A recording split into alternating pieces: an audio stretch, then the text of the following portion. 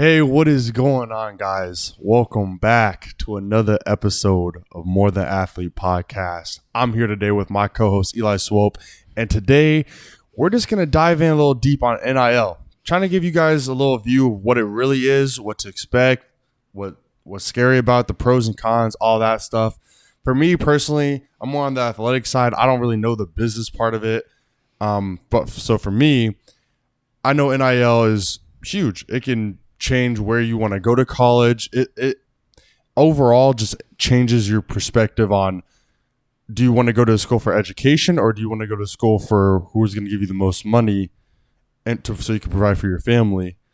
So I'm going to pass it over to my boy Eli Swope. He has more of the business and technical nitty gritty type stuff that I don't know. So take it over. How's it going, guys? Welcome back to the second episode. Me being on the more of the business side, being a former athlete, and then kind of being on the business side now, being an intern with the Suns, NIL is something that's brought up every day in an everyday conversation, especially in a professional sports organization. It's changing the way how they think. But overall, I really think it's changing the athlete's perspective of, instead of going, where can I get the best education, it's where can I make the most money now. And I think it's doing the same in business too. It's changing the education. It's changing so when kids go to take a marketing class or they go to take a business class, it's really going to be about how can we sponsor an athlete to market our brand themselves. It's no longer be how can we market it. It's about who can we sponsor to really market it, especially with the social media following being how big it is today with just every organization. Is like you look at athletes like Bryce Young, who has so-and-so millions of followers, and he's getting paid seven figures by these companies. These companies are going, sweet, I have somebody that's going to market this, and all I have to do is give them a little change. And I think on the business side of it, it's going to change how professionals look at an athlete too. I really think it's going to change on how they view certain athletes too. Did they just go somewhere to get the most money, or did they actually go somewhere to perform? And I just think on the business side of things, it's going to change the game. We're already seeing it now in everyday things. You look at athletes like Devin Booker, a professional basketball player who is just now getting sponsors from like Cocoa 5, the hydration drink company, and stuff like that. Now you got these freshmen in college being offered seven figures to just make a post, and perform on the field. As simple as that. So, and I just think on the business side, it's really going to change how to market. It's going to change the whole marketing strategy for everyone. Obviously, being name, image, and likeness, you really have to be liked for a business to look at you. Yeah. You have to be performing on the field, because no business, trust me, we're seeing this with our business too, is going to want to sponsor some bums. You got to be performing on the field. But we're seeing it even in our business. We're two athletes, and we're even, the first thing we talked about is, all right, who can we sponsor to market this? So, and I just think it's changing the game, and it's something that everyone's going to have to adapt to. But I'm interested to see on the athletic side for you, Seth, is just what was your mindset going into NAU, being like, oh man, do I got to try to make these big bucks? Am I going to try to transfer from NAU, try to go to this big time college to make seven figures? What was your idea? So what I want a lot of people to even know about the NIL deal, all these people Bijan Robinson and Bryce, all of them, Spencer Rattler, these are the top 10, top 100, top 500 players in the country, ESPN 500. Those are the people that you're going to see be getting those Lamborghini deals, Porsche deals. Yeah, seven figures. So I wouldn't go into college oh shoot, how am I going to get seven figures? Because to be honest, if you're not a baller like that, if you're not on that level already, you're not going to be getting no seven figures. You can definitely still get endorsements and stuff from other smaller companies. Don't get it wrong, but don't be thinking you're going to be just pulling up in college oh, I got seven figures. If you're not one of those big names on the top, on the Elite 11 for QBs or something like that, you have to be up there for sure. But for me, I know every college athlete wants to play their sport. In the end of the day, they want, for me, football. I want to play football. It doesn't really matter. And I know I don't have that big name. Yeah, I don't got a big name like that. I'm not on the ESPN 500 or anything like that. So I came here for football. And if I get better and I'm able to like produce on the field and stuff like that, and I think there's an opportunity, then boom, I'll take it. And that's kind of like what we're doing like right now. I mean, we're recording a podcast. Like we would not be able to get these videos out to you guys if this NIL stuff was going on. Not saying we're making any money from it right now. We just started. But just being able to make these videos, we wouldn't even be able to do until these NIL do. So I'm very grateful for all this stuff coming out. One big thing to me that I'm waiting to kind of see is just I always hear these people talk about like, oh, college athletes getting paid or colleges are paying these athletes $1 million. Like, here's $1 million coming to my school. Here, Ohio State, here's $1 million coming to my school. And the viewers or people outside spectators are talking about, oh, how they're going to change the game and stuff like that. Because for me, seeing that perspective, it's like, okay, I can see how athletes, you have Ohio State giving you $1 million. Okay, that's shit, 7 figures. But then you got Alabama. Okay, I'll give you 1.5 mil. Are you going to choose 1.5 mil for your family and take care of yourself? Or are you going to choose Ohio State because they have the better dental hygiene program that you're actually passionate about? So a lot of these people, they're really, see, the NFL, everyone wants to go pro. Everyone wants to make it to the league, but you can't, no matter how hard you work, if you get injured or something like that, kind of like we were talking about in the first episode, what are you going to do? What's your backup plan? Because there's most people don't even make it past 3 years in the league, stuff like that. So what are you going to do after college, after the NFL, whatever? So do you want that education, or no, I want my 1.5 mil, my extra 500 grand so I can just have more money because I know I'm going to make it to league. Yeah. But who knows? You might get hurt. That brings up a good point too, is like something without this whole NIL stuff, we wouldn't be able to do the things we do. I mean, you just mentioned the podcast, but I mean, we're starting a whole lifestyle brand. Like it's more than just and without the NIL, those things can't happen. And I think that's a positive of the NIL. It just gives the athletes more of a leeway to be themselves in a way. They don't have to really just, like you said, have a 9-to-5 football job, but go home and eat a bag of ramen and expect it the next day to produce on the field. And I think that's one thing that's a positive that comes from it. But one thing I'm seeing a lot of is like you just see with the Nick Saban situation. He's claiming Deion Sanders bought a player and Jimbo Fisher bought his whole first, because I think they had like the first overall recruiting class. Yeah, they have the number one recruiting class. Yeah, and I just think they have the number one recruiting class. He's saying, oh, they just bought their players, and Jimbo Fisher came out and was like, if you would have seen the things this guy was doing, like before. Yes. And so, that's what I'm saying. Go ahead. So actually, speaking of the Nick Saban thing, he said we were second in recruiting class last year. A&M bought every one of their players. We didn't buy one. I don't know if we are going to be able to sustain that in the future because more and more people are doing it. Jackson State paid a guy $1 million last year, and that was a really good Division I football player to come to his school. Like, okay, so the first part with the A&M, man, you're telling me they didn't give one person a single dollar. See, yeah. You're telling me there's people moving out from California, Oregon, all those places to go to Alabama, to the country, someplace they've never even seen before, and they're just doing it because they just want to go to Alabama? No, there's definitely Saban got it. He's lying about something. He's definitely lying about something. Incentive. But I think one thing too huge is he's saying like, oh, we're at a disadvantage. They're at a huge disadvantage. I mean, like you look at like all the Texas schools and all the California schools, their market themselves is so big, but the market in Alabama is so small. He's not going to keep up with these boosters paying.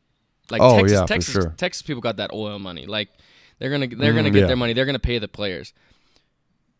I'm sorry, Alabama, you ain't got much to pay these players. I just think it's like on the business side too. Like no business wants to be in Alabama. Like every business wants to be in Texas, California, Arizona now. Like, and I just think it's putting certain areas on the map at just a huge disadvantage. Or like people with rich boosters. They can do whatever they want. But if you ain't got a rich booster, you can't do whatever you want. And I think that's what Nick Saban's trying to say is like it's going to ruin college football. But then you look at Deion Sanders say like we didn't pay him anything. He just got brand deals for $1 million. Like and I just think it's just gonna keep being this continuous cycle of he paid this player, I paid this player, and I don't know how that's gonna affect the game later, but I definitely don't. Yeah. Nick Saban's lying about something. Oh yeah, for sure. I mean, you say that like Alabama, like yeah, for sure. The market is not even nearly as high there as it would be in like Texas, California, but they win. I mean, they're winning. They're winning national championships.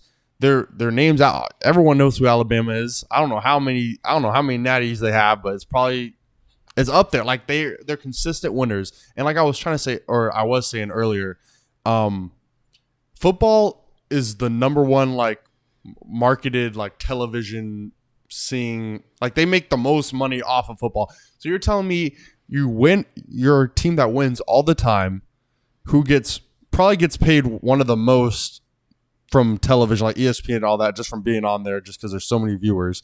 You're telling me you don't have the money to keep up? I guarantee they have all these boosters, but all these boosters stuff that are giving them money, but it wasn't the same amount as like Texas A&M. So I think Nick Saban's gonna have to go in there, but like, hey, boosters, we're gonna need $500,000 more if you guys want us to keep winning. Because if they don't keep up with these top recruiting classes, those wins. Yeah, that leads me into a fact that I learned at work the other day. Is all right. I'm gonna try to quiz you here. What do you think is the number 2 most NIL money spent in a certain sport? The number 2 NIL. So number 1 is college football. Everyone's gonna know they're gonna get the most money from NIL. Yeah. What do you think is number 2? Say basketball. Which one? Girls or boys? Oh, boys. It's girls. Girls basketball is the number 2 NIL with the most money spent, and one thing people don't think about is most like good basketball players with high following, are they really going to college to play 4 years? No, they're going there to do the one and dones. Like no market is going to want to spend $275K to sponsor an athlete that's going to be a one and done.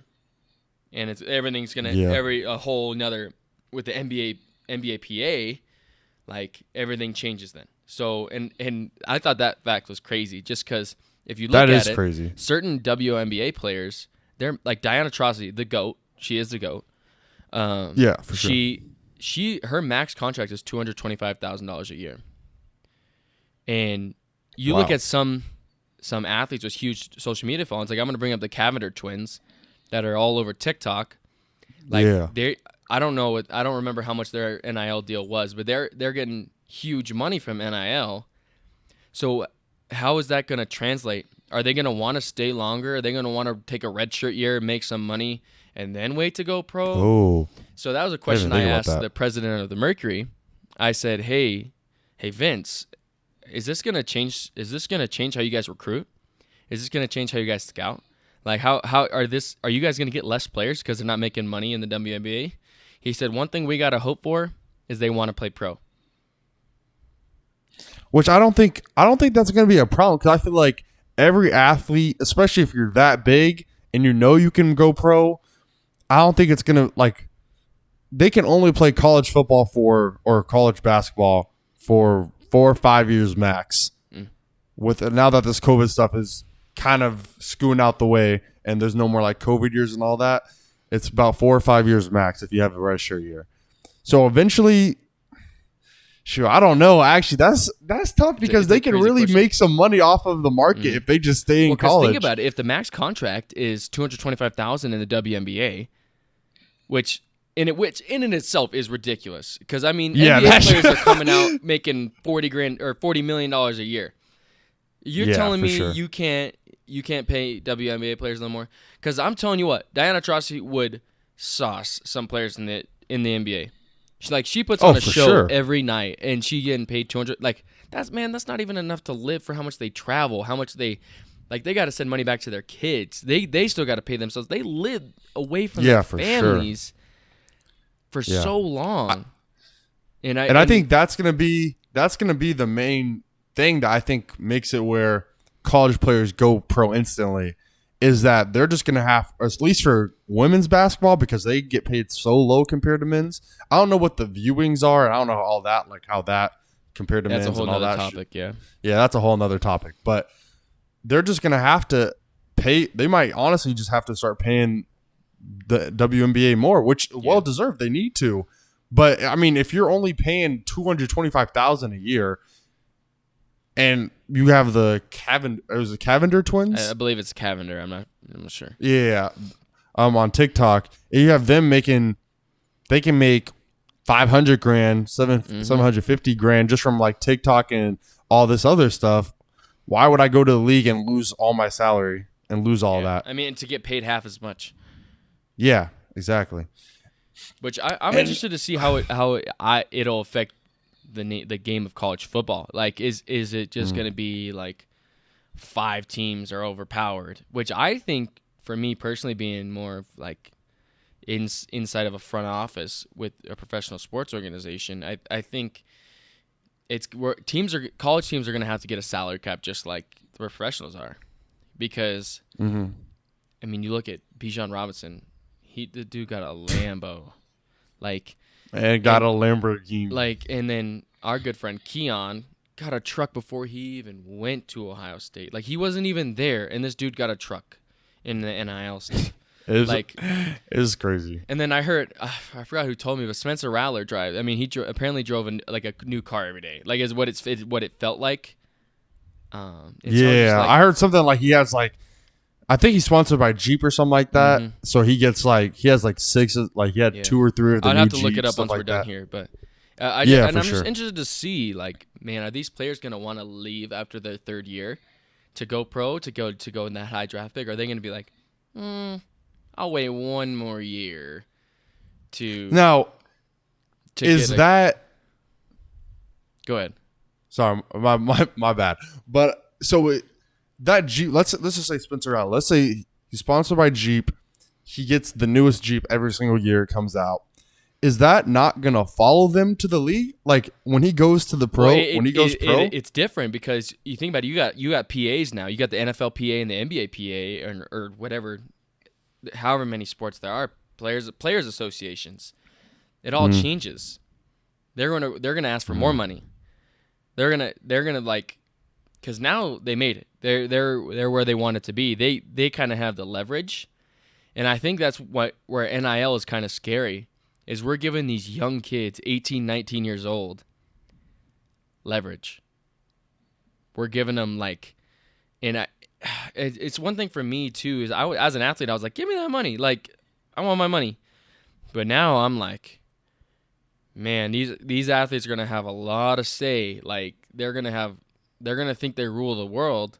And I'm worried about what happens when, like you said, when a kid blows out his knee, all his sponsors go away. He doesn't end up going pro anymore. Like, did he save that money? Yeah. Like, and I think we're gonna have to educate way more than we've ever had before. We're gonna have to educate, dude. Save your money, invest your money, put it in stock, put it in crypto, put it in NFTs. Buy an NFT. What is an NFT? Like, all that stuff. We got to really upgrade our education system worldwide now. Like, everything's gonna change. And I think one big thing that I've already been seeing some college schools even do, like Michigan or Michigan State. I've seen Florida State. I've seen Ohio State. You have a lot of their players posting on. They have like their own like foundation. Yep. Like they'll post something on Twitter saying like, "Hey, look at our foundation," blah blah blah, all this stuff. And I know a lot of these really big programs, they're already doing like financial financial classes like as a team these coaches bring in people to help them like realize like what I know. A lot of you guys are getting paid a lot. This is how you handle your money. This is how you invest it, blah, blah, all this stuff. So just in case you blow out a knee, because there's injuries that you can't prevent. Like sometimes someone for example, I thought I was exactly gonna come in yours. I thought I was gonna come in like, dude, I'm gonna start. This FCS school doesn't like. I'm gonna start right away, man. Like, I was expecting to come in being the dude, and my 3rd day, the game was taken from me, but I was lucky enough to have the background of my mind is I am more than an athlete, and I think that's where our name comes in all the time. Is like Yeah. more than an athlete is huge for this NIL stuff. Huge. Like and I think that's where we got to progress our brand too. We got to educate, and I think me and Seth have been blessed enough to learn, to sit down with a bunch of mentors, to sit down with a bunch of educated people in the business side, how to invest. And I think that's one thing we're going to try to share throughout all these episodes is how to better yourself in the mind. Like, and I think the same work that you put into to football, man, you could put into saving all this money that you're getting, especially in NIL is, I mean, it's changing the game. And I'm interested to see like the Nick Saban situation we were talking about. Is it really gonna drive these Alabamas to the ground? I guess we'll see. It's gonna take 5-10 years for us to see.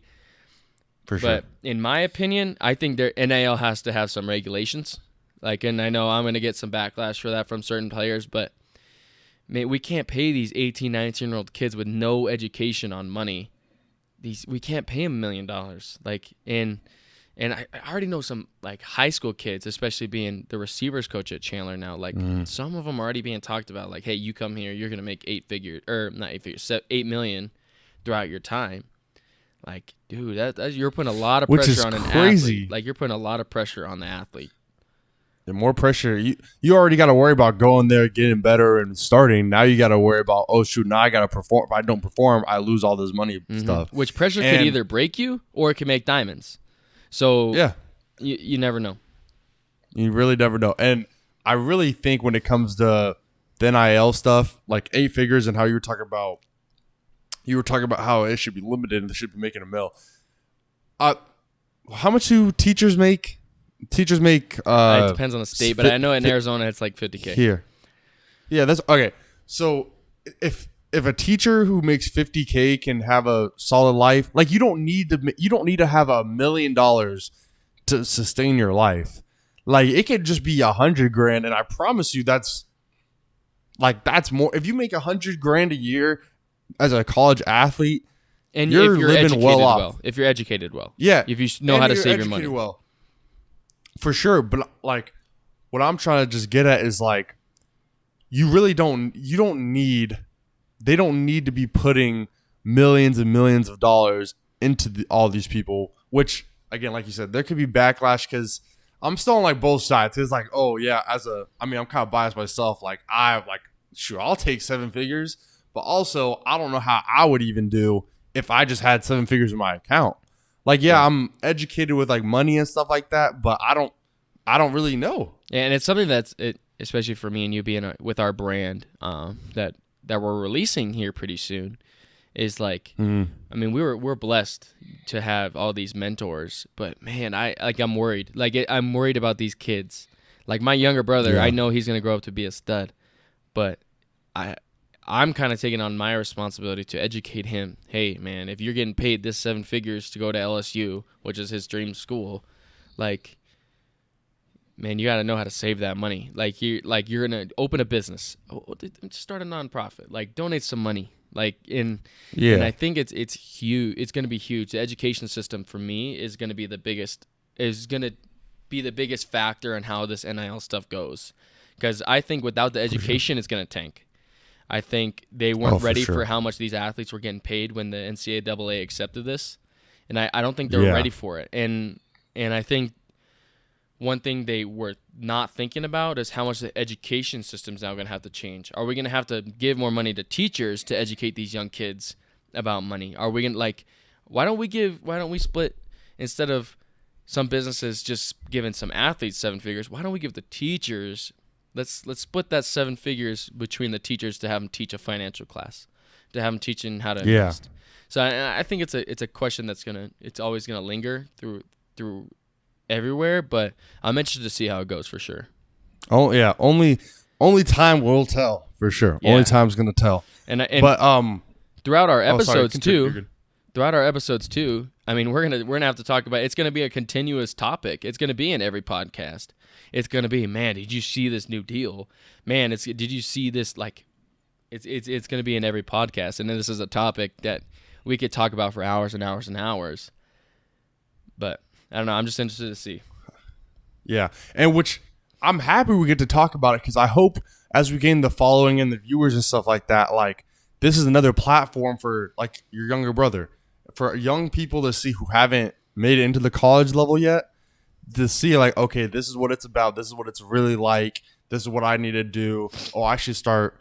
Maybe we'll encourage. Maybe we don't have all the answers right now, but maybe we encourage a young guy to go start doing research on like financial literacy and like just bigger terms. So when they go talk to the bank, when they get their money, they can help like all this other stuff to help them really know what to do when it comes to that time. One big question too is just popped up on my mind. How about instead of just giving the athletes the money, why don't we say we'll give you money to start this, like our podcast, start a podcast, start a small like start a little business going. Why? Because then they have to educate themselves on the business world.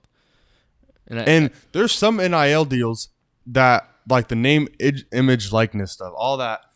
There's some I was doing some research and let's say you went to Canes or something like that, and they were like, okay, we'll give you $500,000 if like they have to prove you get your money based off your success and what you're producing on the field and for them. So they kind of say there's some, I don't know, I don't think all of them are like this. Some of them give you straight up money, but there's some business deals where it's like, okay, here, we'll give you 7 figures, but and we won't give you those 7 figures until we see you produce on the field and see how you do in college, which is good that they're not just instantly giving them. It's kind of giving them an incentive to like, hey, this is why you should work even harder because now you have even more money coming towards you if you work well. Yeah, and I mean, this is something we could talk about for hours and hours, but yeah, it's just I'm worried a little bit about the game.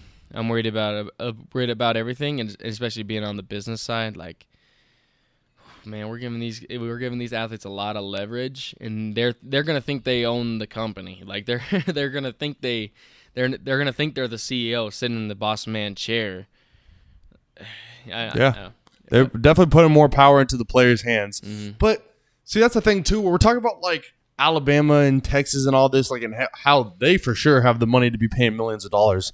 With like Nick Saban, he calls out, he basically just throws a fucking right hook at Deion Sanders at the head coach at Jackson State, talking about how you paid the number 1 recruit Travis Hunter. Everyone knows this name.